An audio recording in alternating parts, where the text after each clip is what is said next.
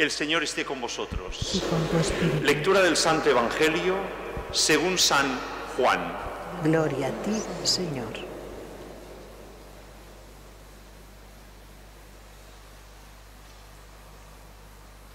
En aquel tiempo estaba Juan con dos de sus discípulos y fijándose en Jesús que pasaba, dijo: Este es el Cordero de Dios. Los dos discípulos de Juan oyeron estas palabras y siguieron a Jesús. Jesús se giró y al ver que los seguían les preguntó: ¿qué buscáis?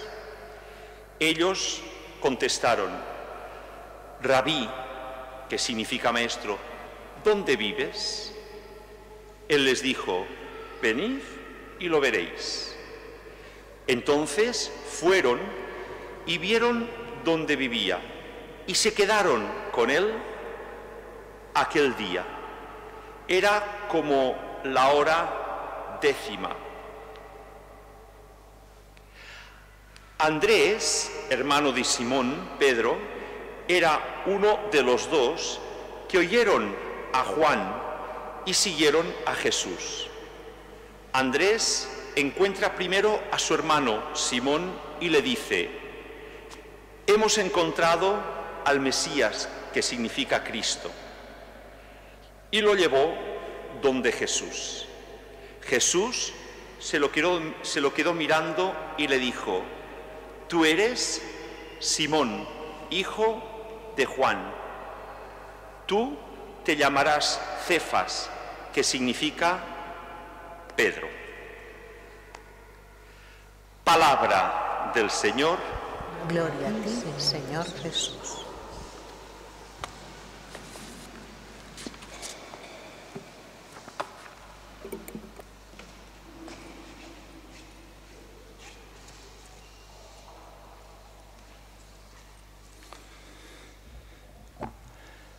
Iniciamos este camino, hemos acabado el tiempo de Navidad, el domingo pasado celebrábamos el bautismo de Jesús y ya veíamos de alguna manera una situación bastante parecida a lo que hemos visto hoy.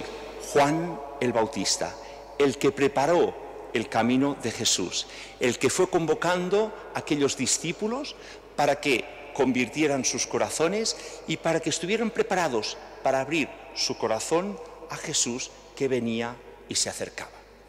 Y empezamos ese camino con una llamada que Jesús nos hace a cada uno de nosotros para empezar otra vez ese deseo de conocer a Jesús mejor, porque siempre podemos profundizar mejor el mensaje de Jesús, conocer mejor la persona de Jesús, saber y tratar mejor e imitar a Jesús mejor, amándole más y aprendiendo de todas sus enseñanzas para comunicarlas a nuestros hermanos con nuestra vida, con nuestro ejemplo. Y Juan el Bautista nos presenta a Jesús y a todos aquellos que le seguían los lleva a Jesús. Y así lo que hace Juan el Bautista no es coger gente para él, sino que vayan a Jesús. Y les señala y les presenta a Jesús. Y es curioso ver cómo resume de alguna manera lo que es la vida de Jesús, lo que va a ser el ministerio de Jesús.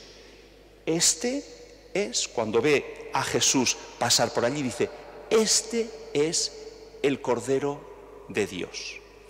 Unas palabras que nosotros estamos acostumbrados a decir: sí, Jesús el Cordero de Dios, pero que son difíciles de comprender y que en aquellos tiempos los discípulos de Juan el Bautista debieron comprender porque sabían la Sagrada Escritura y la Palabra de Dios y debían recordar el Cordero como el Cordero Pascual, el Cordero que el pueblo judío ofrecía cada año a Dios como sacrificio, agradeciendo la libertad de la antigua esclavitud a la libertad que pudieron salir de Egipto. Y ese Cordero Pascual es el que derrama su sangre, y era esa sangre purificadora, esa sangre que abría las puertas del perdón, y que el verdadero cordero no es aquel cordero que ofrecían cada año, sino que es Jesús, y lo señala así diciendo: este es el Cordero de Dios, este es el que ha venido a derramar su sangre, a vivir y a morir, dando su vida por nosotros, abriéndonos ese camino de salvación. Y es así como nosotros también nos sentimos invitados, ya desde este inicio de este nuevo año, en que sabemos que nos guiarán los pasos el Evangelio de Marcos, pero que hoy hemos visto que es el Evangelio de Juan. El Evangelio de Marcos es muy breve, es muy sintético, es, diríamos, el más cortito de todos. De hecho, fue el primero que en este trabajo de traducción de la Biblia completamos, porque es el que resume y sintetiza toda la vida de Jesús, y lo complementaremos en este año con Evangelios de San Juan. Y hoy ha sido un caso, y hemos visto el Evangelio de Juan, en que nos explica un poquito más largo, porque Marcos lo resume muy cortito, esa llamada de los primeros apóstoles, de los primeros discípulos de Jesús, que es Juan el Bautista que los señala y que les dice: aquí está el Cordero de Dios, este es el que ha venido a dar su vida para perdonar, para abrirnos el camino de la salvación. Y los dos que estaban siguiendo a Juan el Bautista, al ver que señala a Jesús, siguen a Jesús. Esta es la misión que cada uno de nosotros deberíamos hacer: llevar a las personas a Jesús. ¿Cuál es el interés nuestro? ¿Que vengan aquí para formar grupo nosotros? Que vengan, sí, es interesante, porque así celebraremos la Eucaristía, así viviremos la fe. Pero especialmente nuestro interés es que se acerquen a Jesús. A veces hay este egoísmo, este particularismo, esos grupitos que pueden existir dentro de la Iglesia. Es decir, yo quiero que vengan, que sean de los míos, que sean un grupo que vayamos creciendo de los míos. Lo importante es que vayan a Jesús. Fijaros qué humildad, qué sencillez, qué misión más buena la de Juan el Bautista: señalar a Cristo y llevarlos a Cristo. Podríamos preguntarnos nosotros: ¿cómo señalamos a Jesús? ¿Cómo guiamos a Jesús? ¿Cómo llevamos a Jesús a tantas personas para que, encontrándose con Jesús, su vida cambie, se renueven y se hagan apóstoles de Jesús? Cada uno en diferentes grupos, en diferentes espiritualidades, en diferentes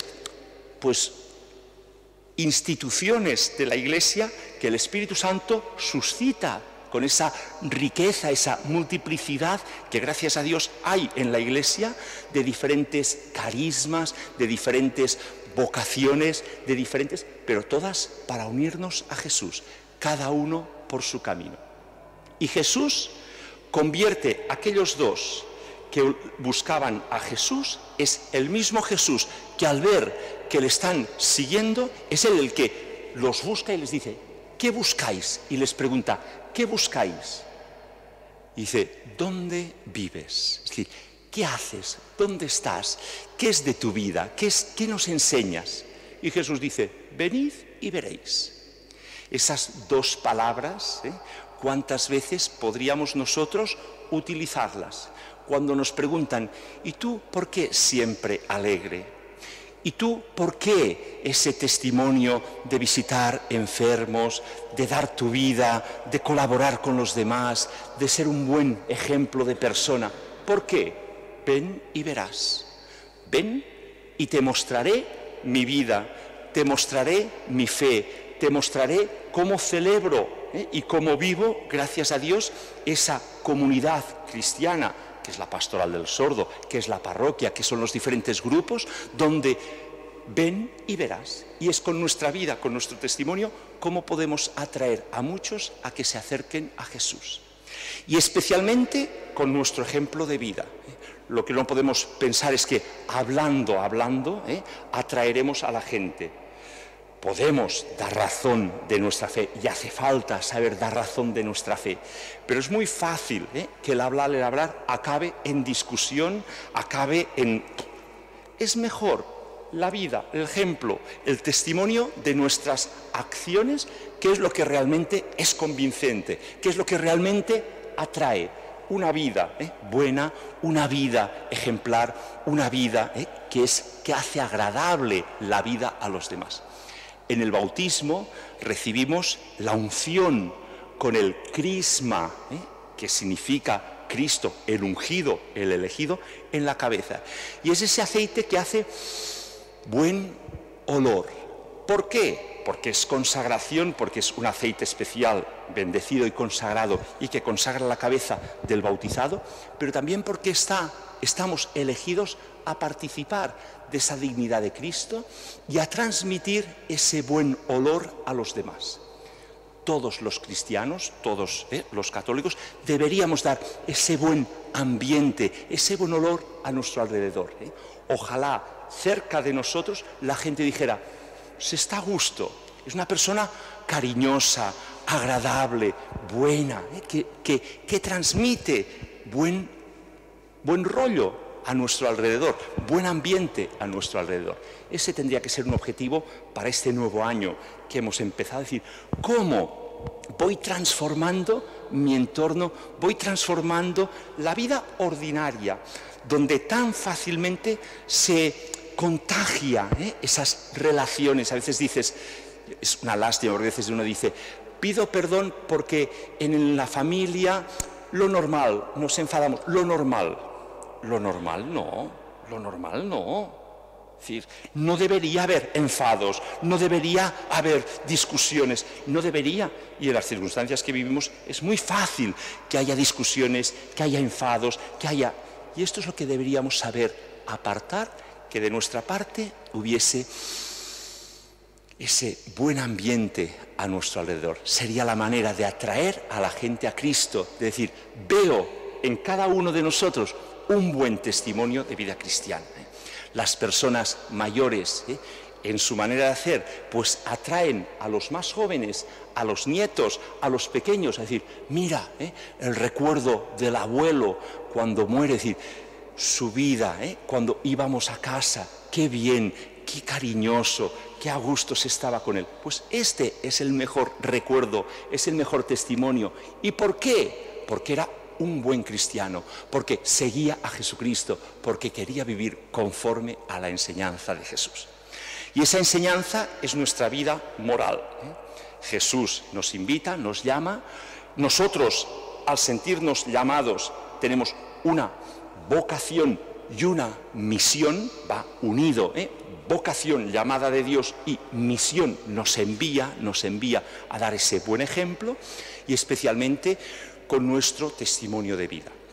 La segunda lectura, la primera ha sido esta llamada: Señor, escuchar, ¿qué? Es decir, escuchar, saber escuchar a Jesús, que nos llama, igual como Samuel escuchaba a Dios, escuchar, decir: ¿qué quieres? Aquí estoy.